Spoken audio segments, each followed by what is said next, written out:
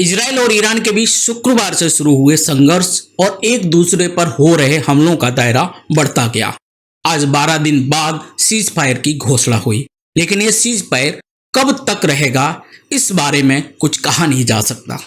2025 में और क्या क्या देखना होगा ये आने वाला वक्त बता सकता है, या फिर यह भविष्य के गर्भ में है। हमास, गाजा और इजराइल के बीच संघर्ष, उसके बाद भारत पाकिस्तान संघर्ष, और अभी ईरान और इजराइल जो लगभग तीसरे महायुद्ध के मुहाने पर पहुंचकर वापस आया। अब दोबारा एक्सीलेट होगा या नहीं इसके बारे में कुछ कहा नहीं जा सकता। इजराइल और ईरान के बीच घर्षण में घी डालने का काम अमेरिका ने किया, और यही आरोप चीन ने अमेरिकी राष्ट्रपति डोनाल्ड ट्रंप पर लगाया है। कनाडा में G7 देशों की बैठक थी और ट्रंप इस मीटिंग को बीच में ही छोड़कर वॉशिंगटन लौट आए। ईरान की परमाणु साइट पर विशालकाय बम गिराया और तृतीय विश्व युद्ध का आह्वान किया।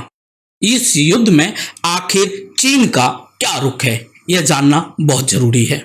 शुक्रवार को जब इजराइल ने ईरान पर हवाई हमला किया तो चीन ने अपनी पहली प्रतिक्रिया में कहा था इजराइल ने रेड लाइन क्रॉस की है। इसके एक दिन बाद 14 जून को संघाई सहयोग संगठन ने बयान जारी कर ईरान पर इजराइल हमलों की निंदा की थी।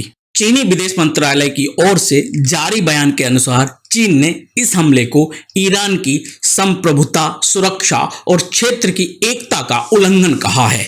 इसके अलावा चीन ने कहा कि वो इजरायली अधिकारियों को निशाना बनाकर किए गए हमले और आम लोगों की मौत का कड़ा विरोध करता है। बयान के अनुसार इजराइल की हरकतें संयुक्त राष्ट्र के नियमों और अंतर्राष्ट्रीय संबंधों के बुनियादी सिद्धांतों के खिलाफ है। खास तौर पर इजराइल का ईरान के परमाणु ठिकानों पर हमला करना बहुत ही खतरनाक है और इसके गंभीर नतीजे हो सकते हैं। अब चीन ईरान का इतना सहयोग और इजराइल के विरोध में क्यों है? दरअसल चीन और पश्चिम एशियाई मामलों के जानकारों का कहना है कि ईरान के साथ चीन के आर्थिक और रणनीतिक संबंध हैं और हर हाल में वो ईरान को ढहते हुए नहीं देखना चाहेगा, क्योंकि ये चीन को बड़ा नुकसान पहुंचा सकते हैं।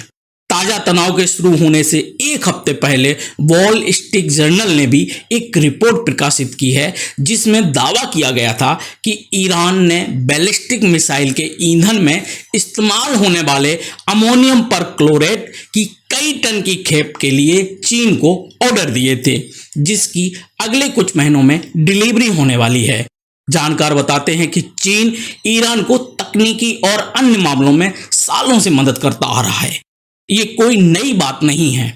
ईरान की न्यूज के अनुसार पिछले महीने 25 मई को ही चीन से पहली मालगाड़ी ईरान के ड्राई पोर्ट पर पहुंची।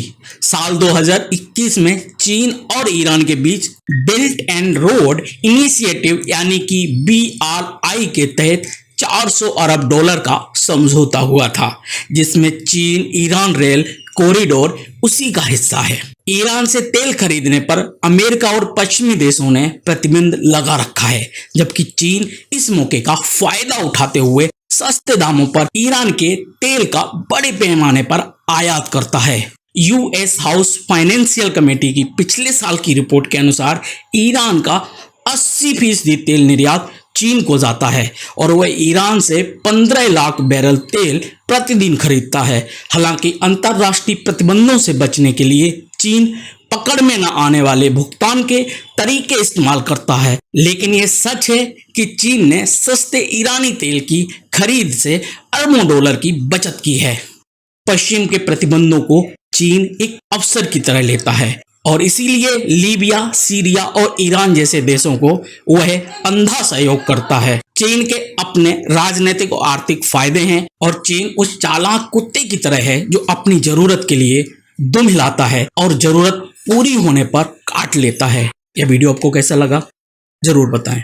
पसंद आया हो तो लाइक शेयर कर सकते हैं और ऐसे तरीके के वीडियो पाने के लिए चैनल को सब्सक्राइब करें।